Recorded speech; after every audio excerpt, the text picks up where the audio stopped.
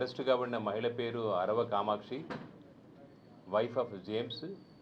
వయసు ఒక 35 సంవత్సరాలు ఉంటుంది. ఈ మహిళ నేర చరిత్ర కలిగిన మహిళ ఆవిడ. ఈ పేరు మీద నవాబ్పేట్ పోలీస్ స్టేషన్లో ఒక హిస్టరీ షీట్ కూడా మెయింటైన్ చేసి ఆమె యొక్క ప్రతి ఒక్క మూమెంట్ కూడా వాచ్ చేయాలని చెప్పేసి ఒక షీట్ కూడా ఉంది.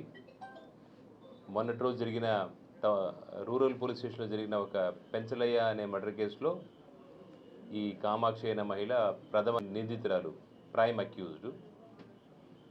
ఈ మర్డర్ కేసులో భాగంగా నిన్న రాత్రి రూరల్ సిఐ గారు, టూ టౌన్ సిఐ గారు, సిబ్బంది సమక్షంలో, ఎంఆర్ఓ గారి సమక్షంలో వాళ్ళ హౌస్ సెర్చ్ చేయడం జరిగింది. ఇంటి తాళాలు కూడా లేకపోతే తాళాలు మళ్ళీ పగలగొట్టి మళ్ళీ ఇంట్లో ప్రవేశించి ఒక లీగల్ వేలో హౌస్ సెర్చ్ చేయడం జరిగింది. హౌస్ సెర్చ్లో కొన్ని valuable property documents, banking financial ట్రాన్సాక్షన్స్తో పాటు ఒక 25 కేజీల గంజాయి కూడా వాళ్ళ ఇంట్లోంచి స్వాధీనం చేసుకోవడం జరిగింది. లీగల్గా ఆమెను అరెస్ట్ చేసి ఈరోజు టూ టౌన్ సిఐ గారు దీంట్లో దర్యాప్తు అధికారి వేణుగోపాల్ రెడ్డి గారు కేసు టేకప్ చేస్తారు.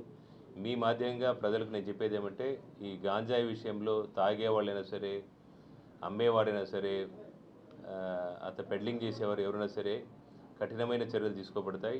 మా జిల్లా SP Ajitha Vejendla IPS superintendent police గారి సూచనల మేరకు, అలాగే ఐజీ గారి సూచనల మేరకు ఈ గాంజాయి విషయంలో, రౌడీయిజం విషయంలో జీరో టాలరేట్ చేసే ప్రసక్తే లేదు. నిందితులు ఎటువంటి ఏ స్థాయిలో ఉన్నప్పటికీ కూడా వారి మీద రౌడీజం అయితే జీరో టాలరెన్స్ అని ఒక పాలసీ పెట్టుకున్నాం. అలాగే నేను ప్రజలకు అప్పీల్ చేసేది ఏమంటే, ఈ గాంజాయి ఎవరైతే అడిక్ట్ ఉన్నారో, ఇక టౌన్లో డీ అడిక్షన్ సెంటర్ ఉంది. వాళ్ళు మమ్మల్ని అప్రోచ్ అయితే వాళ్ళందరికీ డీ అడిక్షన్ సెంటర్ పంపిస్తాం. చక్కగా ఒక మంచి పౌరులాగా, బాధ్యత కలిగిన పౌరులాగా తయారై మళ్ళీ బయటకు వస్తారు. ఈ గాంజాయి మత్తు నుంచి యువత బయటికి రావాలి. ఈ నేరాలకు పాల్పడే ఒక ప్రవృత్తి నుంచి కూడా బయటికి రావాలని చెప్పి మీ మాధ్యమం ద్వారా ప్రజలకు నేను కోరుకుంటాను.